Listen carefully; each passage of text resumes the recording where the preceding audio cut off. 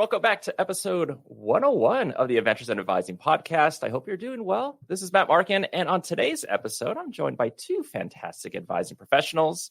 First up is Chris Kirchhoff, who is doing double duty today as not only a returning guest, but also as a guest host. Chris serves as the Director for Undergraduate Recruitment and Transfer Student Services within the Swanson School of Engineering at the University of Pittsburgh. Chris currently serves as co-chair for the 2024 NACADA Annual Conference to be held in Pittsburgh this October. Chris has previously served on the NACADA Council as a regional division representative and has held leadership positions in both the regional and advising communities division. Chris holds a BA from Providence College in History and Secondary Education and a Master's in Educational Leadership from Central Connecticut State University. Chris, welcome back. Thanks for having me on, Matt. Always enjoy the conversation and looking forward to today's episode. Yeah, absolutely. And in Chris's bio, it was mentioned he is co-chairing the 2024 NACADA Annual Conference this October. So we're definitely going to talk about Pittsburgh, but we can't do that without our next guest, and that is Karen Lewis, also a co-chair of the Pittsburgh Conference. Karen is a previous guest on the pod. The last time she was on, it was promoting other NACADA stuff. And yes, we'll be chatting about conference promotion, but we never got to interview Karen and learn more about her background and everything she's done in advising like we got to do with Chris. So Karen Lewis has over 25 years of experience in the field of academic advising. She currently serves as the Assistant Director of English Undergraduate Studies at the University of Maryland, College Park. Prior to taking on this administrative role, she served as an academic advisor at University of Maryland, University College, University of Maryland, Baltimore County, Walden University, and University of Maryland, College Park. She is passionate about assisting transfer students with their transition between institutions and is proud to have led the team that developed the Transfer Success Seminar at the University of Maryland, Baltimore County. She has been an NACADA member since 2002 and has held multiple leadership roles in the organization, including Maryland Liaison, Region Conference Co-Chair, Global Awards Chair, Region Chair, and Region Division Representative. Karen holds a Master of Arts in Education Policy, Planning, and Administration with a higher education emphasis from the University of Maryland, College Park. Karen, welcome back as well. Thanks so much, Matt. Excited to be here. I'm a big fan of the podcast. And I appreciate that. You both are amazing individuals, support the podcast, do so much in advising.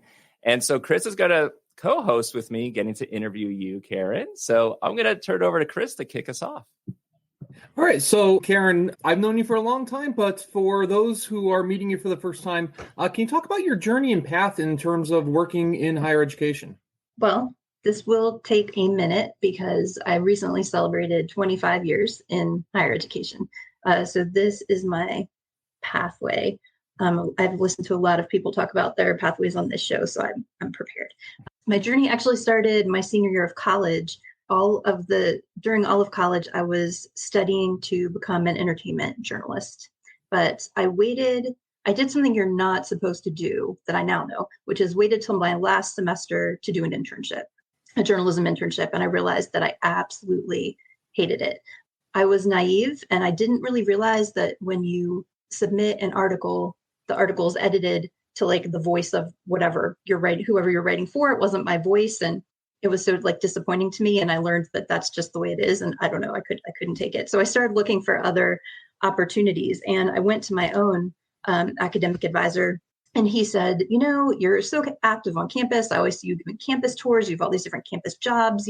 College student personnel is a career. You should really look into that. And the same week, I took my resume to the Career Center and they said the same thing. You really should look into college student personnel. And so while I'm not quite sure why I chose advising per se, I started applying for advising jobs. It took me about a year to land one at University of Maryland University College, which is now University of Maryland Global Campus. That was a really great place to start. First of all, I had tuition remission to earn my master's degree while I was working there. They also train people super, super thoroughly, which will come up later. I'm very grateful for all of that training. I learned a lot being there. UMGC serves mostly working adults and military. They do evening, weekend, and online classes to serve those populations. And I was working with a lot of students that were older than me. I was 23 years old.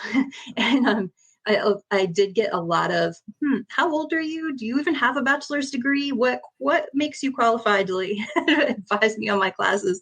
So it was kind of a good like humbling experience to start with, I guess. And after that, I was very lucky to get a job at UMBC, which was my alma mater. I was working in the information systems department there.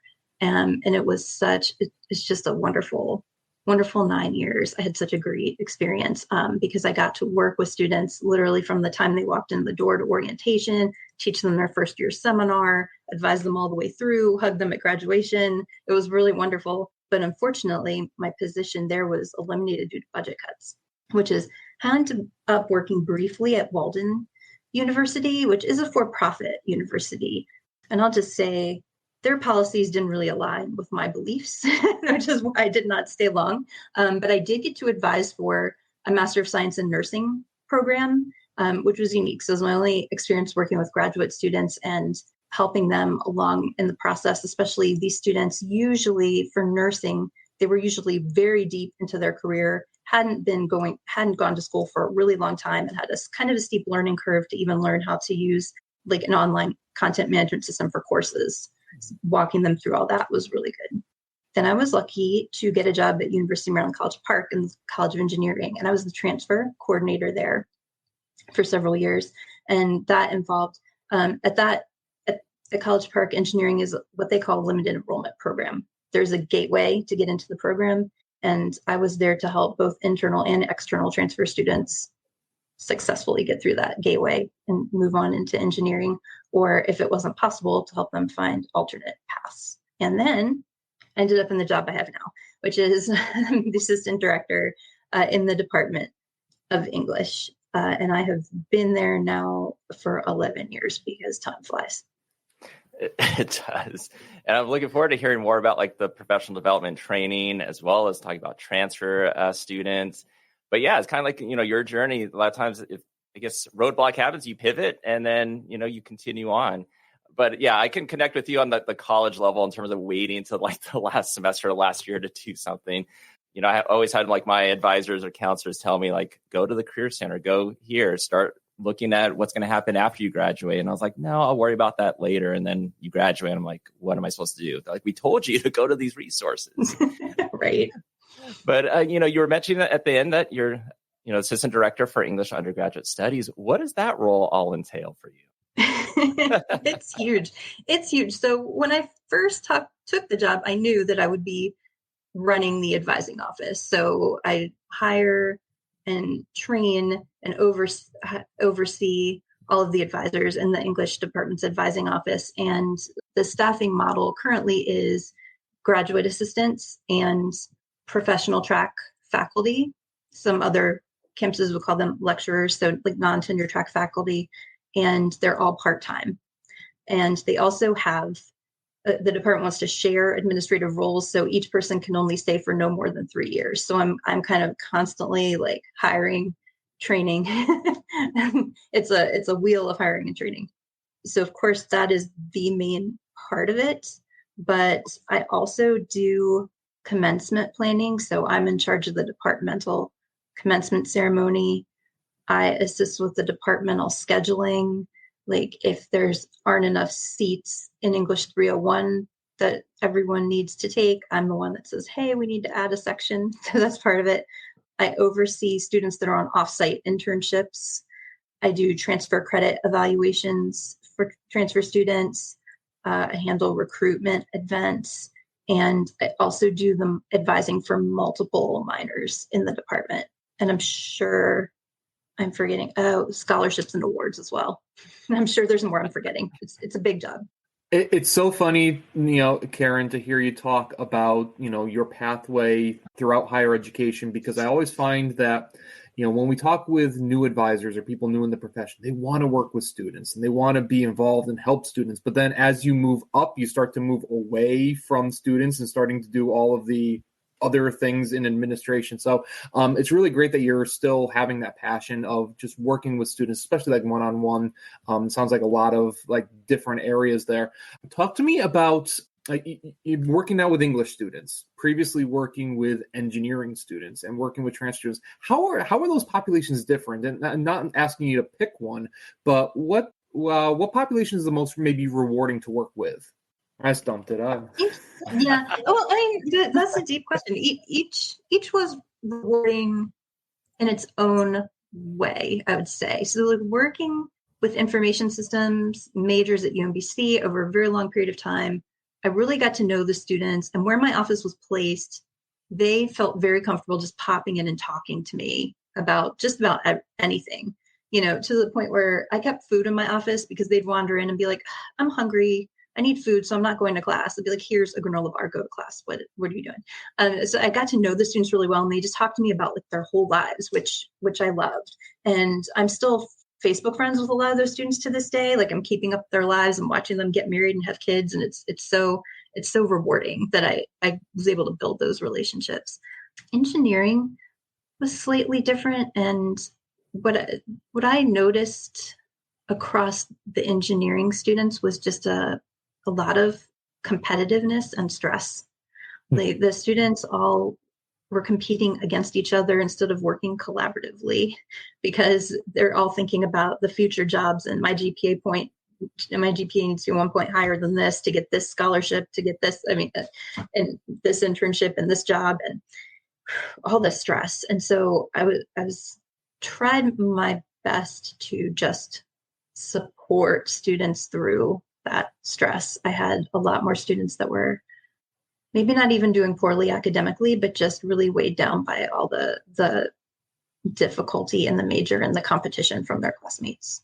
English has been a great population. Actually, it's been a completely different environment, period, because in my previous STEM fields that I worked in, all the professors were Dr. So-and-so. I went to the English department and immediately, it was, oh, call me Bob. I'm not Professor this. I'm whatever. They're a lot more relaxed, and the students are a lot more relaxed too. And what we like a lot about this major is that really you are going to get the full gamut, the perfect 4.0 student to the student that is struggling and everything in between. And I know my advisors really enjoy the variety of being able to work with every single type of student that we have in the English department. Yeah, it's so fascinating working with engineers. They're binary thinkers. Things are right and wrong. And then you go to work with an English major, and it's an art. It really is, what is good for one person might not be with the other. So they really have to take a wide-eyed view of everything. It's always kind of interesting to see those differences that maybe the students don't see, as they're going through their time.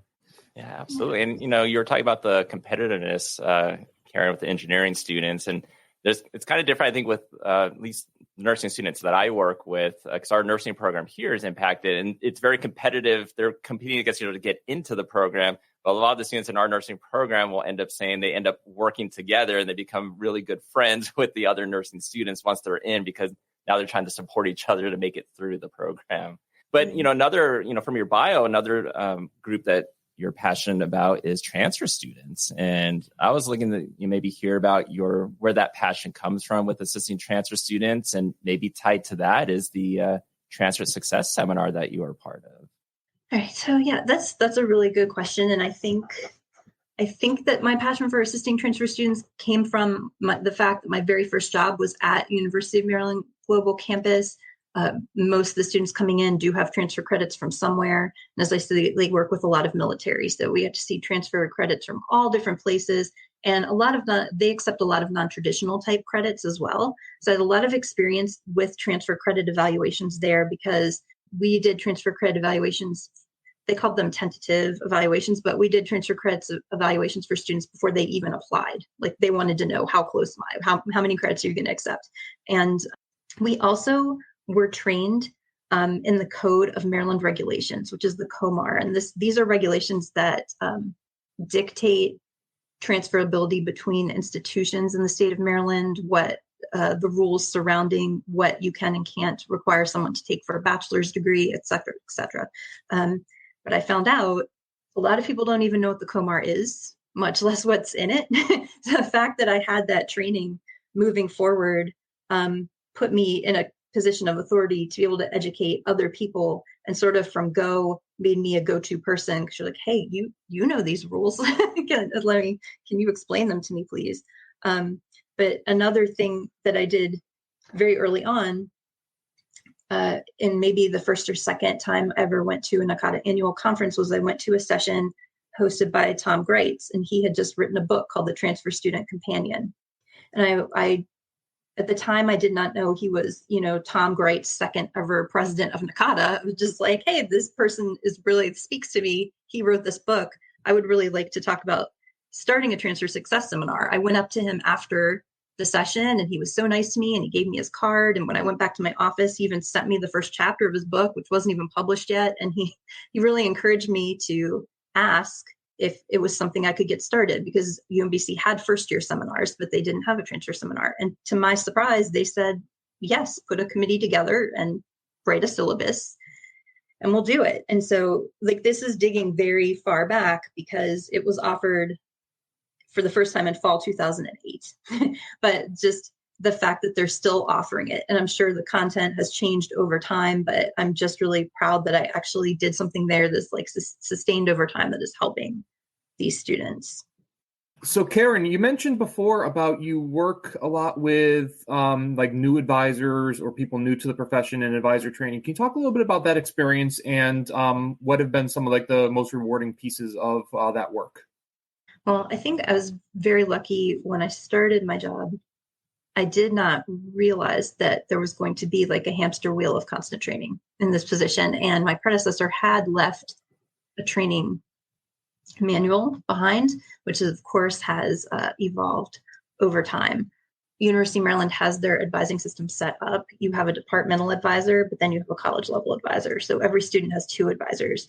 And basically we are only supposed to advise for English major requirements, and that's it, and just stay in our lane and not advise on anything else. And they go to the college level for everything else. So in that aspect, it's not as difficult to train the advisors in the content requirements, because there are fewer variables. There are fewer things that I'm teaching them about. I'm just teaching them about things related to the English major. Well, we have two English majors technically, because we have a separate track for English education and the minors that we offer. Just have to worry about that. But then it's just the bigger picture of university policies, the NACADA core competencies, the importance of advising, the bigger things that I'm trying to build out. Because at some point, I don't remember which NACADA conference I was at, but I was just talking about how, when you go, as you were saying earlier, you go into administration, you have less student contact, you don't go home at the end of the day feeling quite as good. When you're working with students, you have these days you're like, wow, I helped somebody today. This is amazing. And you don't feel the same way when you're like, yay, I added some seats to English 301. Yay. So I learned that what I should be taking pride in is training my advisors well, and hoping that I am kind of raising the next level of advisors. And I'm happy to say, so I've been there 11 years now. So a lot of people have come through my office, and several of them have decided to pursue advising full-time and are full-time advisors now. And in fact, one of my previous advisors now has a higher position than me at Johns Hopkins. And I'm like, good for you. That's amazing. Get satisfaction out of that. So that's what I try to do. And I mean, the training is not just about what we have in the manual, which is online now, but it's ongoing, right? I keep my door open at all times. And I mean, now with a lot of people working virtually and we're not all in office at the same time, my door can be the Marco Polo app, or it can be, Google Chat. But everyone knows that I'm accessible to them as things come up. That's awesome. I know probably some people listening might be like, I never got any training. I wish I had that. So right. Or the training was, here's the course catalog. Yeah. Right. Exactly. Right. But now nobody even knows the course catalog even exists. That's one of the things I'm responsible for, is updating our portion of the course catalog every year, but it's fully online and students don't even know it's there. So why am I doing this? I do miss the paper catalogs. Stay with us. We'll be right back.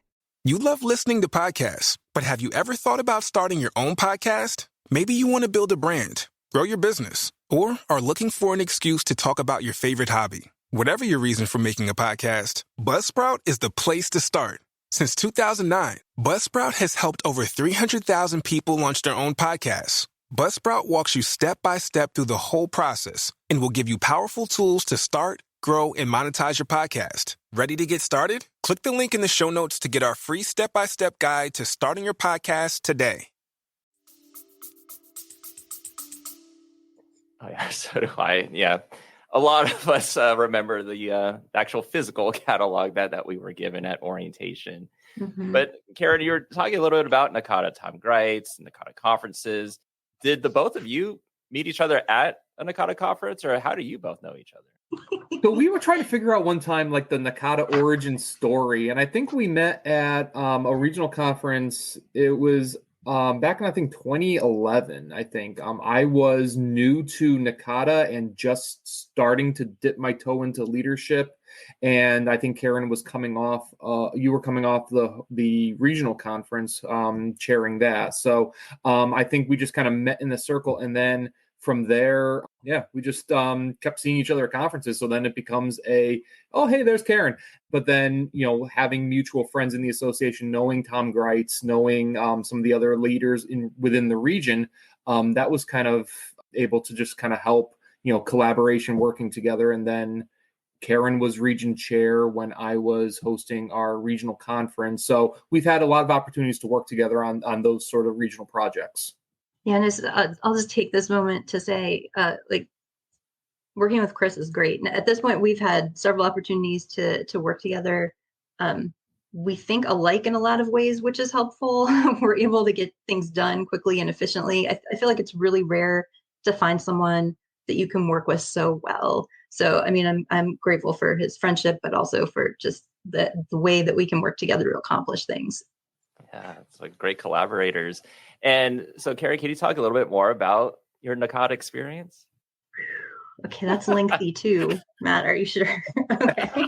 So, sometime in 2006, one of my coworkers was chosen to chair the 2007 Baltimore Annual Conference, and she called me and she said, "I'm chairing this conference.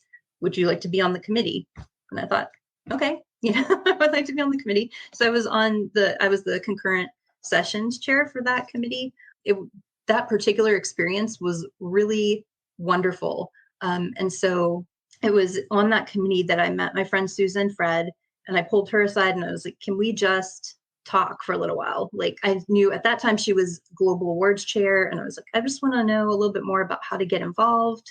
And she helped me from that perspective. But also at that conference, I learned that the Maryland liaison position was about to open up.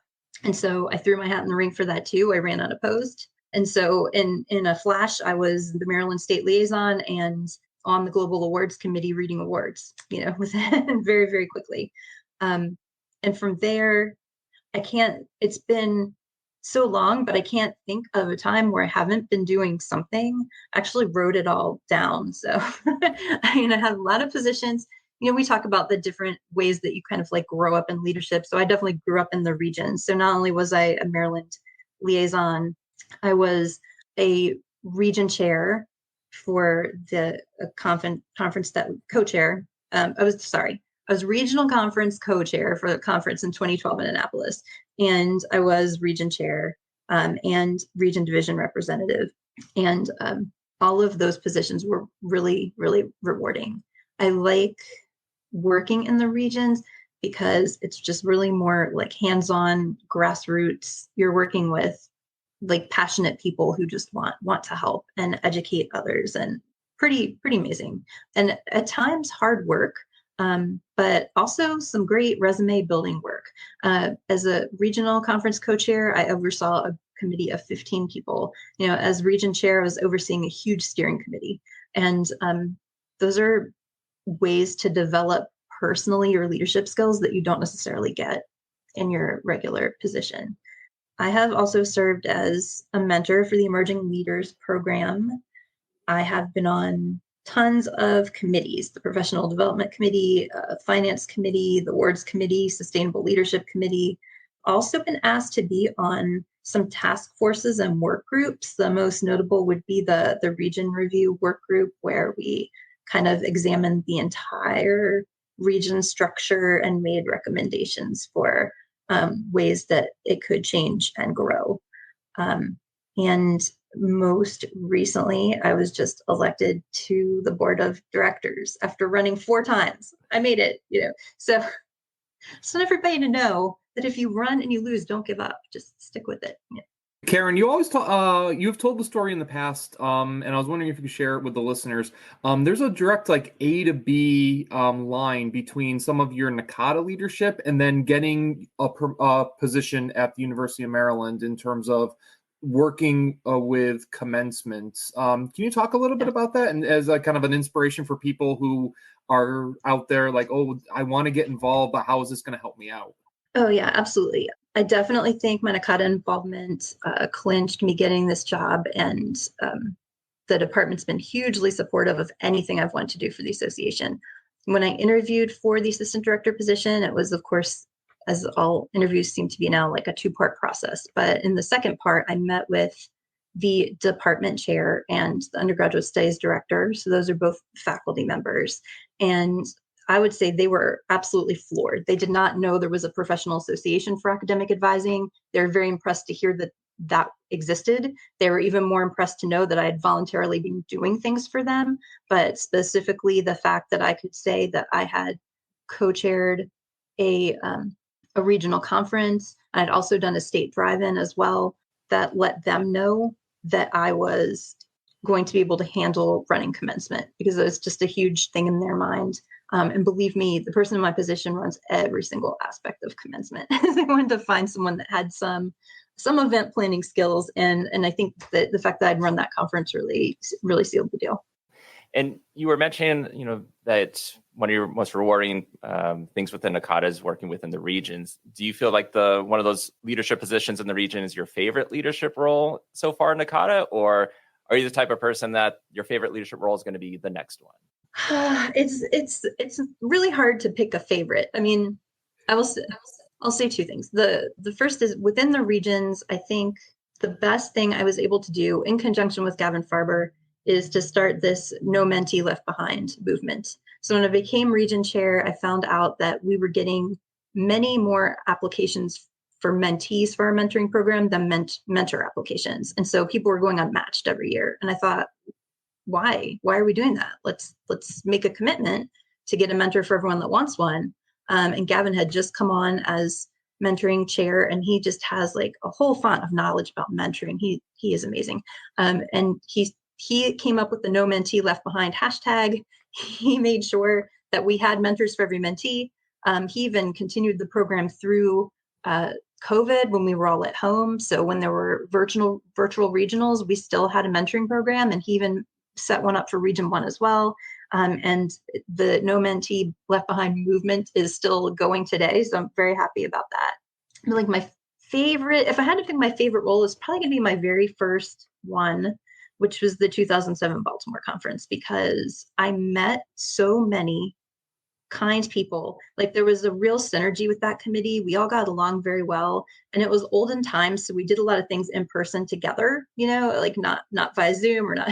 So we met a lot. We met frequently, and we all got along great. And I mean, I made some lifetime friendships out of that. And honestly, meeting Susan was one of the greatest things that happened to me. I don't think I'd be sitting here today without her. She was such a great friend, such a great support, and she was my roommate at every conference that we were both at together from that point forward until she passed away. So this is probably, Karen, the longest that you and I have ever been in a room together without this topic coming up.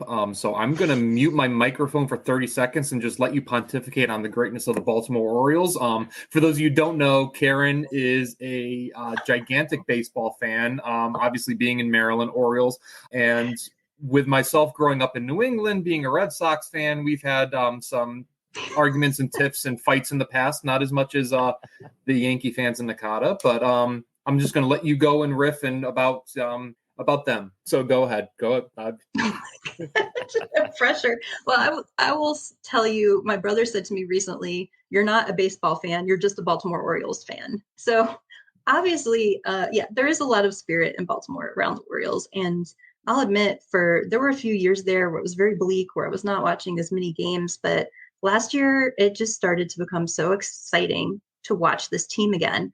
And like they have so much energy, so much hustle, so much dedication. They come through in the ninth inning in a clutch like quite often. And so like you can never count them out. You want to watch every second of the game. It's exciting. It was great to make to the playoffs last year, even though it sort of ended quickly. But I feel amazing about this team. And I think they'll go to the playoffs again this year. Like I think there will be a World Series in our future. But I am keeping a good thought for Felix Bautista that he recovers from his Tommy John surgery and comes back strong, because we need him back ASAP. Yeah, and I think they're currently second right now in the AL East. Yeah, that division is a meat grinder with all of the different teams in there, and it's hard for me to ever be upset about the Orioles because Camden Yards is so beautiful and it's such a nice stadium. It's kind of hard to bash them, although I will try sometimes. But and how's your team doing, Chris? They're third right now? We're about 500, so it's been a little bit of a rough patch in terms of injuries. At one point, we only had, with the Red Sox, I think it was 4 starting pitchers and our entire infield and most of the outfield injured. But, hey, you persevere. It's a very long, and that's one of the things I love about baseball. It's just a long season, and it allows you to have like a soundtrack for the summer and just kind of ride the highs and the lows, and most importantly, just kind of, be outside and watch. It's nice living in Pittsburgh, being a National League city. I can have like an American League team and a National League team, and the twain shall not meet. So that's kind of nice sometimes. Matt, I know you're a baseball fan too, but it's just I appreciate what Chris was saying. There's a new game every day. Like, don't be upset because there's another game tomorrow. That's the best part about it. Yeah, that's a nice thing, right? It's like always some game, and there's going to be the ups and downs, and And you're not married to have to watch all 162, although I try. No, but you do not have to. You can miss a couple, and it's okay. And you just kind of casually follow along, and all are welcome, basically. Oh yeah, absolutely. No, I love living in California, especially Southern California. I get plenty of baseball teams to choose from. Mine, of course, is the Padres, which are currently second, but they seem to disappoint a lot. But they, too, come in the clutch in the ninth inning a lot of times. But I think that was great to learn more about you, Karen. And Chris, thanks for co-interviewing with me on this one. But let's transition over to Pittsburgh for the annual conference. Plenty of conferences in higher education for individuals to choose from. My favorite's always been the annual conference for NACADA. So tell us more about the 2024 NACADA conference in Pittsburgh. Yeah, so this it's going to be in October, late October, the 27th to the 30th, downtown Pittsburgh, at the David Lawrence Convention Center. So right on the river. If you've never been to the city, it is really in the heart of downtown, and it's very small, flat, but a very accessible downtown. And we're looking forward to working with all of the different hotels and restaurants and different universities in the area to really help showcase the city, because I think for people who are coming to Pittsburgh for the very first time, they're going to find that it's vibrant and a lot of things to do. And our theme for the conference plays on a couple of different pieces of the city. Where the title for the conference is A Beautiful Day in the Burgh, Championing Advisors as Helpers. So we took the aspects of Pittsburgh being known as the City of Champions with the Steelers and the Pirates from the 70s, but also merging it with Fred Rogers. So Mr. Rogers was actually from Latrobe, Pennsylvania, right outside Pittsburgh.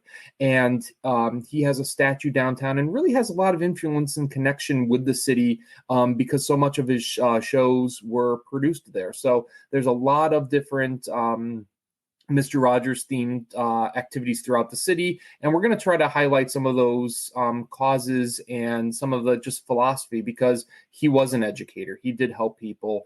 And, in this day and age, you need a little bit of the kindness and you need a little bit of, neighborly help. So we're hoping that to draw upon that inspiration as we go through the conference. Awesome. I love that connection to it. And I think from what's on the website, you already have keynote speakers. Is that correct?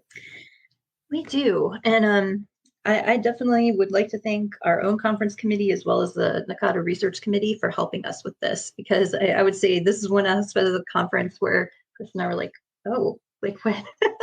What do we do? So they were incredibly helpful. Our keynote speakers, the opening keynote is going to be Dr. Jasmine Lee. She is from the Baltimore, Maryland area. She's the Vice President of Equity and Inclusive Excellence at Goucher College in Maryland. And our closing speaker is Dr. Dana Winters. She is the Assistant Vice President for Academic Affairs at St. Vincent College in Pennsylvania, and she's the former faculty chair of the Fred Rogers Institute. My goal with both of these keynote speakers is that I hope you will leave from both of these sessions feeling like you have had a warm hug. And while I don't know the specific topics, that is I have told them that's the vibe that we want. We want to create the very like Fred Rogers warm and fuzzy vibe for this whole conference. So looking forward to seeing them both. Man, that's going to be awesome. And I like that you do have like the opening keynote and closing keynote as well. And, Chris, you were talking about all the connections of like the theme to being in Pittsburgh at the conference. So for both of you, is there, what else makes it special to go to this conference? Well, I think for me, this is the first time in close to 15 years that Region 2 has been able to host an annual conference. And for those of you who are not in Region 2, we're geographically the smallest region. We have a lot of colleges and a lot of the cities, but we're a very close-knit organization. So we're hoping that close-knitness can be expanded throughout the conference. And like I've said before, the city of Pittsburgh it's a great downtown. Lots of restaurants, lots of areas to shop and explore. Where you are with the convention center, we're going to be right on the river, overlooking the famous bridges, overlooking the point. We call it the point, but it's where the three rivers meet, and then also you'll see the sports stadiums there. So it's going to be really exciting. Late October is going to be a fun time, and weather-wise. So. We're looking forward to that. We have an opening reception. We can't give a lot of details on it, but we're going to tie in a lot of the aspects of the city food and the city culture and some of the fun to just really help give people an authentic Pittsburgh experience. And of course, you mentioned sports.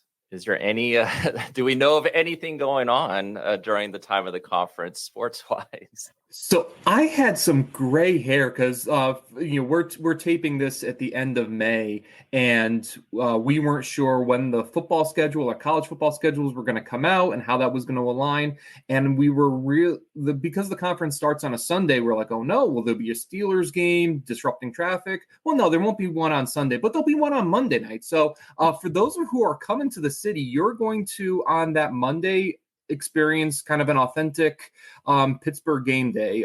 It's going to be very active. We're going to be giving recommendations of where can people go to if you're not interested in the game, being able to experience game day and just kind of get that authentic experience of what it means to be from Pittsburgh.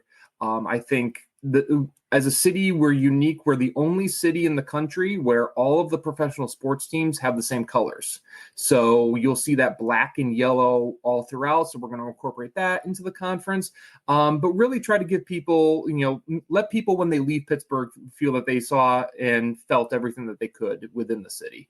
I'd say too, while we can't give a lot of details, some things are going to be a surprise, but our hospitality is working really, really hard. So we are working on some alternative sort of sessions that people can attend during lunch breaks and some after hours sessions that you've not seen in previous conferences. Basically lots of options. Very, very exciting. Oh, yes. I'm more excited now hearing about both of you talking about the conference. And of course, there's deadlines. Of course, Chris was mentioning that this episode is being recorded right now at the end of May. By the time listeners are taking a listen to this, it's going to be end of June. Is there anything coming up that an attendee or someone that is looking to attend the conference that they should know about? Yeah, so for registration, the first early bird registration deadline is going to be September 12th. So for those of you, depending on when your fiscal budgets, if they reset July 1 or for the calendar year, take note of that, because after September 12th, the registration price will go up another tier on October 10th. And then after the 10th, there's a third bump with that. So for attendees, please be cognizant of that. But September 12th will be the early bird deadline. And then in regards to hotels are up on the website right now. So there are, I think, 9 different choices for individuals out there. There are ranging in price from $199 to $225 a night, and each of the amenities are going to be up on the website. Karen and I had the pleasure to be able to get to tour each of the sites, and honestly, there wasn't a bad one. They are all great. They're all walkable, and each have their own little quirks and details. They're going to be really cool throughout the city. And you're mentioning that the hotels, a lot of them are walkable. So are we saying that quite a few of them might even just be right across the street or right nearby? So there is one. The Westin will be connected to the convention center through a sky bridge, but then most of them are under a 10-minute walk. And the city of Pittsburgh is very flat, so it is not a strenuous walk by any stretch. And each one is going to give kind of a little bit of a different view of the city. If you're at I believe the downtown towards the Point, you're going to have a wonderful view of the city and Point State Park. But then the ones closer to the convention center are also going to have great views of like the Strip District or the Heinz History Center and all of the different bridges. Anything to add in terms of the conference? Or how about your experience so far? I will say it's been in terms of planning. I don't want to speak for Karen, but it's been a great experience working with the conference committee. They are absolutely enthusiastic about showcasing both Region 2 and showcasing the city of Pittsburgh to attendees, but then also working with the NACADA executive office so far. Dana McNary and Farrah Turner have been wonderful as far as planning and really taking a lot of the pressure off of us as conference chairs, but still making sure that we're involved in the decision-making aspects. And we're really looking forward to being able to showcase a city that maybe a lot of people haven't been to before. I'm very grateful for the opportunity. And I'm very excited for people to see how awesome Pittsburgh is, because I think some people just think of it as, Steel Town, but it's such a great cultural destination. People are going to love it. But I also want to add something that, as I've been talking to other NACADA members, I'm noticing they're not aware of, which is we have been posting a ton of conference blogs to the NACADA blog. So I don't know, Matt, if you maybe can put a link to the NACADA blog in the notes for this podcast so that people can access it. Once you're there, there's a link you can click on where you can receive an email every single time a new blog posts. We've been posting blogs every 2 weeks about different aspects of the conference, and we're going to continue to do that all the way up to the end of the conference so that people can learn about fun things to do in Pittsburgh, about the sessions, about all sorts of things. So just want to put that out there. Yeah, absolutely. I'll definitely include the link in the show notes. And one more question, we're talking about in-person things to do in Pittsburgh, being physically at the conference. Is there going to be a virtual component potentially for attendees? Yeah, so there will be a virtual component to the conference for people who aren't able to travel or attend. And there'll be sessions up there, but then also our Health and Wellness Committee is working on some different activities for those people to be able to network with each other and possibly attendees at the physical conference to be able to get that experience. So I would say stay tuned, though that registration would be up as well, and people can get more information directly through the NACADA website on that one. Well, the time flies. Karen, you're mentioning time flies at your institution, how long you've been there.